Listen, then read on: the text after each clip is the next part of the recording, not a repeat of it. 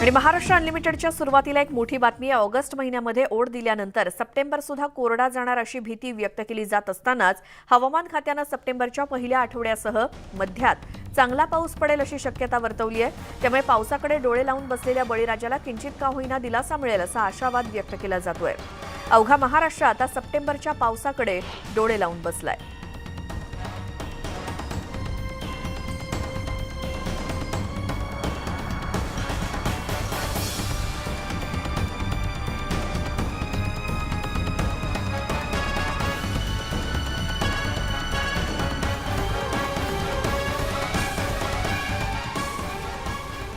नाशिकच्या सटाणा तालुक्यातील काही भागात पावसानं हजेरी लावली. चौगाव परिसरात दमदार पाऊस झाल्यामुळे माना टाकलेल्या पिकांना जीवदान मिळालंय.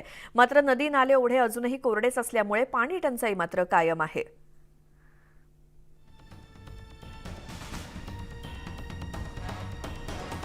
सटाणा तालुक्यामध्ये पावसानं हजेरी लावली, त्यामुळे माना टाकलेल्या पिकांना जीवदान मिळालंय. पावसाच्या हजेरीमुळे बळीराजा सुखावलाय.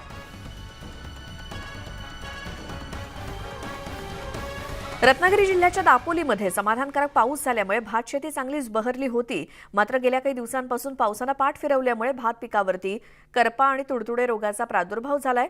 त्यामुळे भात उत्पादक शेतकरी चिंतेत आहेत आणि पावसाअभावी पिकं करपू लागली आहेत. अशातच आता रोगाचा प्रादुर्भाव झाल्यामुळे शेतकरी दुहेरी संकटात सापडलाय.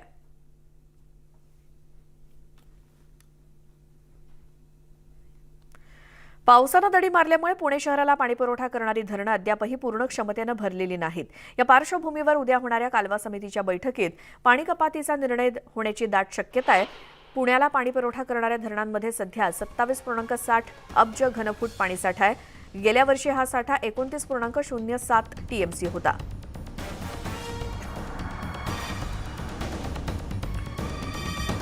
पुणे जिल्ह्याच्या आंबेगाव तालुक्यातील पूर्व पट्ट्यामध्ये असलेल्या धामणी पहाडदरा या परिसरामध्ये पावसानं पाठ फिरवली आहे. त्यामुळे पाण्याची गंभीर परिस्थिती दिसतेय. शेतकऱ्यांवरती पिकं वाचवण्यासाठी टँकरनं पाणी पुरवठा करण्याची वेळ आली आहे आणि धामणी परिसरात शेतकरी आपली बटाटा पीक वाचवण्यासाठी टँकरनं पाणी घालून बटाटा पीक जगवण्याचा खटाटोप करतायत.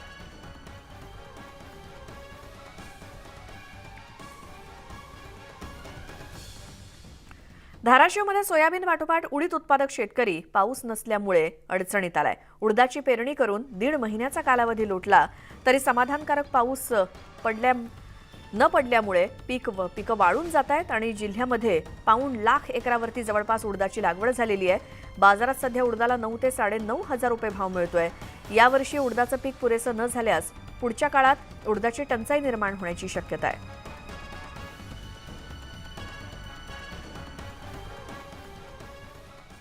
यावर्षी देशभर अन्नधान्य आणि कडधान्यांची पेरणी योग्य प्रकारे झालेली नाही. मागणीच्या तुलनेमध्ये आवक होत नसल्यामुळे जीवनावश्यक वस्तूंच्या दरामध्ये प्रचंड वाढ होऊ लागली आहे. किरकोळ बाजारात तुरडाळ 160 ते 200 रुपये किलोनं विकली जात असून मूग डाळ आणि उडीद डाळीनं सुद्धा 150 पूर्ण केलंय. संपूर्ण वर्षभर महागाईचा आलेख वाढत राहण्याची शक्यता आहे.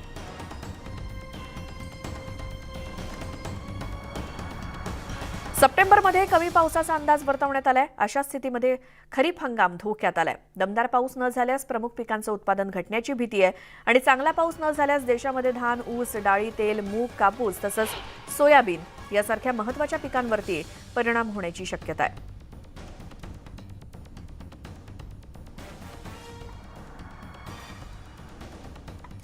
आता बातमी आहे राजकीय वर्तुळातून. विरोधकांच्या इंडिया आघाडीच्या बैठकीला प्रत्युत्तर म्हणून महायुतीची सुद्धा मुंबईमध्ये बैठक आयोजित करण्यात आली आहे.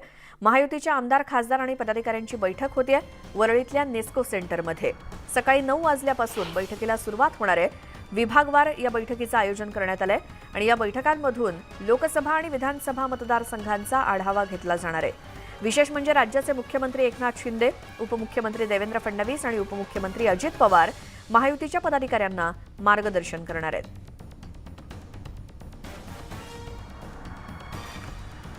तर महायुतीची विभागवार बैठक आयोजित करण्यात आलेली आहे. सकाळी 9 वाजल्यापासून नेस्को सेंटरमध्ये ही बैठक वरळीमध्ये ही बैठक आयोजित करण्यात आलेली आहे आणि या बैठकीला राज्याचे मुख्यमंत्री आणि दोन्ही उपमुख्यमंत्री मार्गदर्शन करणार आहेत. तुषार उपणवर आमचे प्रतिनिधी आपल्यासोबत जोडले गेले. तुषार, 9 वाजता महायुतीची बैठक जी आयोजित करण्यात आली आहे त्या संदर्भात माहिती. श्वेता, काल आपण पाहिलं असेल तर वर्षा या मुख्यमंत्र्यांच्या निवासस्थानी महायुती आणि सर्व घटक पक्षांची आपल्याला डिनर डिप्लोमसी पाहायला मिळाली. आज आपण पाहत असाल तर आता सकाळी 9 वाजता महायुतीच्या घटक पक्षांसहित आमदार खासदारांची वरळीमध्ये या ठिकाणी एक समन्वय आढावा बैठक पार पडत आहे. लोकसभा आणि विधानसभेचा या संदर्भामधला आढावा घेणार आहे. 5 विभागांचा यामध्ये प्रामुख्याने आढावा घेतला जाणार आहे. सकाळी 9 ते 11 या वेळेमध्ये आपण जर पाहिलं असेल तर मुंबई, कोकण, ठाणे हा जो शहरी MMR रिजन आहे याचा आढावा घेतला जाणार आहे. दुसऱ्या टप्प्यामध्ये 11 ते 1 या वेळेमध्ये आपण जर पाहिलं असेल तर विदर्भाचा आढावा घेतला जाणार आहे. त्यानंतर 1 ते 3 यामध्ये मराठवाड्याचा आढावा घेतला जाणार आहे. त्यानंतर उत्तर महाराष्ट्र आणि 4 वाजता पश्चिम महाराष्ट्राचा आढावा घेतला जाणार आहे.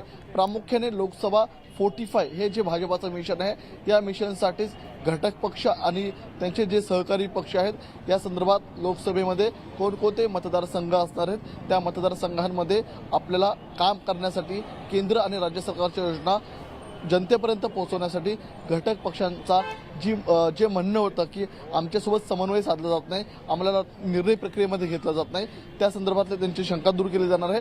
त्याचप्रमाणे या बैठकीला सर्व खासदार आणि सर्व आमदार देखील उपस्थित राहणार आहेत. त्यामुळे प्रत्येक मतदारसंघातल्या खासदारांसोबत 6 आमदार देखील यामध्ये उपस्थित राहताना पाहायला मिळणार आहेत. या बैठकीला स्वतः मुख्यमंत्री आणि दोन्ही उपमुख्यमंत्री उपस्थित राहणार आहेत. त्यामुळे भाजपचं लोकसभा मिशन आपल्याला ॲक्शन मोडमध्ये आल्याचं पाहायला मिळते. काय झालेली डिनर डिप्लोमसी आणि या डिनर डिप्लोमसीमध्ये घटक पक्षांनी मांडलेलं म्हणणं या आढाव्यानंतर आता समन्वय बैठक आपल्याला पार पाडताना पाहायला मिळत आहे. तुषार, धन्यवाद सगळ्या माहितीसाठी. 9 वाजता ज्यावेळेला बैठकीला सुरुवात होईल त्यावेळी सुद्धा अपडेट घेत राहूच.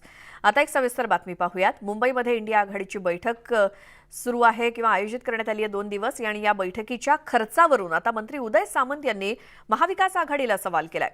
या इंडिया आघाडीसाठी इतका खर्च कुठून केला असा सवाल सामंतांनी केलाय. तर आधी गुवाहाटीच्या खर्चाचं बोला असं म्हणत आदित्य ठाकरेंनी उदय सामंतांना प्रत्युत्तर दिलंय. रेनिसन्स विरुद्ध ग्रँड हयात, बैठकीच्या खर्चावरून आरोप प्रत्यारोप, 14 तासांसाठी करोडो रुपयांचा खर्च, सामंत ठाकरेंमध्ये जुंपली. विरोधकांची इंडिया या आघाडी नावाखाली मुंबईत 2 दिवसांची बैठक होतीये. या बैठकीसाठी देशभरातील तब्बल 28 पक्षांचे 65 नेते मुंबईत डेरे दाखल झालेत. इंडियाच्या या बैठकीचं यजमानपद शिवसेनेच्या ठाकरे गटाकडे असल्यामुळे ठाकरे गटाला थेट लक्ष केलं जातंय. इंडियाच्या या काही तासांसाठीच्या बैठकीसाठी केल्या जाणाऱ्या कोट्यवधींच्या खर्चावरून शिवसेनेच्या शिंदे गटानं आणि भारतीय जनता पार्टीनं अनेक प्रश्न उपस्थित करत घणाघात केलाय. तर आमचा गुवाहाटीचा खर्च काढता तुम्ही आता मुंबईत किती खर्च करत आहात असा सवाल करत उद्योग मंत्री उदय सामंतांनी इंडियाकडून केल्या जाणाऱ्या खर्चाचा पाढाच वाचून दाखवत एकंदरीतच लेखाजोखाच मांडला. अवघ्या 14 तासांसाठी कोट्यवधींचा खर्च, 65 नव्या खुर्च्यांची खरेदी, 1 खुर्ची 45,000ची, जेवणाचं 1 ताट 4500 रुपये, एका रूमचं एका दिवसाचं भाडं 25 ते 30,000 रुपये, ग्रँड हयातमध्ये एकूण 65 खोल्या आरक्षित. 65 खोल्या ज्या काही बुक केल्या आहेत त्या काही लॉजिंग बोर्डिंग मधल्या केलेल्या नाही, त्या 5 स्टार हॉटेलमधल्या केलेल्या आहेत. मराठमोळ्या जेवणाची किंमत जवळजवळ 4,500 रुपये आहे. खोलीची किंमत जवळजवळ 25 ते 30,000 रुपये आहे. हे त्यांनी करावं, करण्याबद्दल प्रत्येकाला तो लोकशाहीतला अधिकार आहे. परंतु आपण पुढेही करणार आहोत त्याची मागं टीका करणाऱ्या लोकांना थोडी जाणीव असली पाहिजे.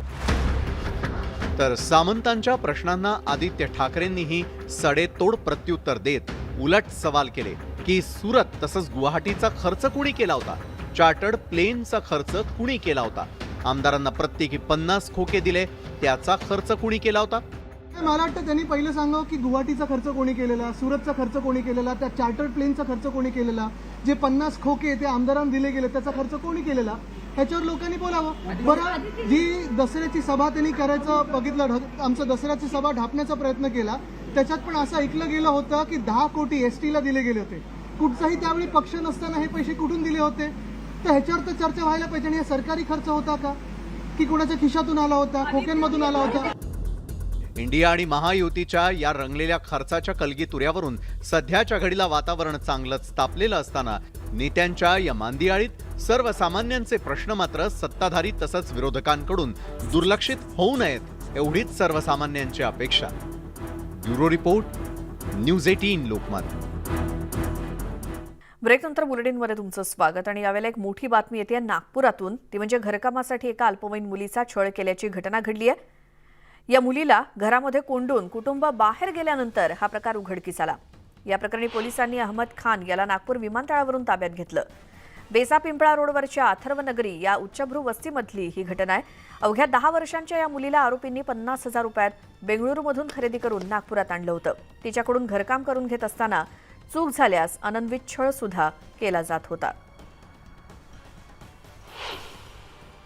घटनास्थळी जाऊन जे आहे अधिक तपास केलेला आहे. रीतसर गुन्हा वगैरे दाखल केलेला आहे. मुलीशी आम्ही जे तिच्या प्रश्नोत्तराच्या स्वरूपामध्ये आपण तिचं बयान घेतलेलं आहे आणि या अनुषंगानं गुन्हा दाखल करून आपला पुढील तपास चालू आहे. मेडिकल वगैरे करतो आहे आणि ज्या ज्या गोष्टी मुलीनं सांगितलेल्या आहेत त्या गोष्टींना आपला तपास चालू आहे. ब्रेक नंतर आपलं पुन्हा एकदा स्वागत. पुढची बातमी पाहूयात. गोकुळ दूध संघाला चौकशीच्या फेऱ्यात आणण्यात भाजपचे चंद्रकांत पाटील यांचा हात असल्याचा आरोप केला जातोय. शौमिका महाडिक यांनी देखील चंद्रकांत दादांनी विशेष सहकार्य केल्याचा उल्लेख केल्यानं या आरोपाला आता बळ मिळाले. दुसरीकडे सत्तेत सहभागी झालेल्या हसन मुश्रीफांनी मुख्यमंत्री आणि उपमुख्यमंत्री यांचेच फोटो अहवालावर छापून याबाबतच्या चौकशीला खो घालण्याचा प्रयत्न केलाय. पाहूयात या संदर्भातला हा स्पेशल रिपोर्ट.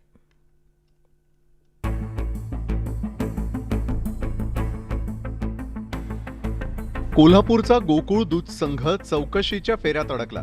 सतेज पाटील आणि हसन मुश्रीफ यांच्या ताब्यात असलेल्या या संघात गैरव्यवहार झाल्याचा आरोप करत महाडिक गटानं राज्य सरकारकडे चौकशीची मागणी केलेली. सत्ताधारी सतेज पाटील गट कोर्टात गेल्यानं गोकुळचे शासकीय लेखापरीक्षण लांबणीवर पडलं होतं. आता मात्र सतेज पाटील गटाची याचिका फेटाळल्यानं गोकुळच्या चौकशीचा मार्ग मोकळा झालाय. उच्च व तंत्र शिक्षण मंत्री चंद्रकांत पाटलांनी गोकुळला चौकशीच्या फेऱ्यात आणल्याचं बोललं जात आहे. विशेष म्हणजे महाडिक गटाच्या शौमिका महाडिक यांच्या विधानामुळे यावर एक प्रकारे शिक्कामोर्तब झालंय. चंद्रकांत दादांचं सुद्धा खूप चांगलं सहकार्य इथे लाभलेलं आहे मला. आणि मला तुमच्या सर्वांच्या माध्यमातून त्या प्रत्येक व्यक्तीचं म्हणजे कोल्हापूर जिल्ह्यातल्या प्रत्येक व्यक्तीचं मनापासून आभार मानायचं आहे. ही फक्त सुरुवात आहे. सुरुवात चांगली झालेली आहे आणि मला निश्चित खात्री आहे की याच्या पुढे सुद्धा सगळं चांगलं होणार आहे. पण मागील 2 महिन्यात चित्र बरंच बदललंय. आधी विरोधात असलेले हसन मुश्रीफ आता सत्ताधारी गटात सहभागी झाल्यात. त्यामुळे गोकुळ दूध संघ चौकशीच्या फेऱ्यात येऊ नये यासाठी मुश्रीफांनी राजकीय खेळी करत मुख्यमंत्री आणि उपमुख्यमंत्री यांचेच फोटो अहवालावरती छापलेत. तर चौकशीचे आदेश देणाऱ्या राधाकृष्ण विखे पाटील यांचाही फोटो अहवालावरती छापण्यात आलाय. त्यामुळे गोकुळचा हा अहवाल चर्चेचा विषय बनलाय. राजाश्रय मिळाल्याशिवाय गोकुळ वाढणार नाही असं म्हणत गोकुळच्या अध्यक्षांनीही या फोटोंचं समर्थन केलंय. देवेंद्र फडणवीस, अजितदादा, दुसऱ्या पानावर राधाकृष्ण पाटील ज्यांनी आमची चौकशी लावली त्याचा फोटो घातला आहे. आपले काही नेते मुश्रीफांचा फोटो घातला आहे आणि ह्यांचाही फोटो घातला आहे. कोणाचा बंटी साहेबांचा. जर आमच्या डोक्यात असतं नाही जरा राधाकृष्ण त्यांची जास्त ऐकायला असं काही प्रकार नाही. शेवटी शासन दरम्यान आम्हाला सगळ्यांचं सहकार्य पाहिजे आहे आणि राजाश्रय महत्त्वाचा असतोय. गोकुळ एकट्या ताकदीवर वाढणार नाही. वरून आम्हाला सपोर्ट घेऊनच पुढे जायला पाहिजे ही भूमिका घेऊन आमच्या अहवालात मी फोटो यावेळी घातला. सत्ता बदल होताच गोकुळला चौकशीच्या फेऱ्यात आणून चंद्रकांत पाटील यांनी मुश्रीफ आणि सतेज पाटलांना टार्गेट केलं होतं. आता मुश्रीफांच्या सत्ता सहभागानंतर संपूर्ण गोकुळलाच आपल्या बाजूनं खेचण्याची खेळी भाजपनं सुरू केल्याची चर्चा आहे. त्यामुळे सतेज पाटलांच्या सोबतीनं गोकुळवर सत्ता काबीज केलेले हसन मुश्रीफ आता नेमकी काय भूमिका घेतात हे पाहणं महत्त्वाचं ठरणार आहे. ज्ञानेश्वर साळोखे, न्यूज 18 लोकमत, कोल्हापूर.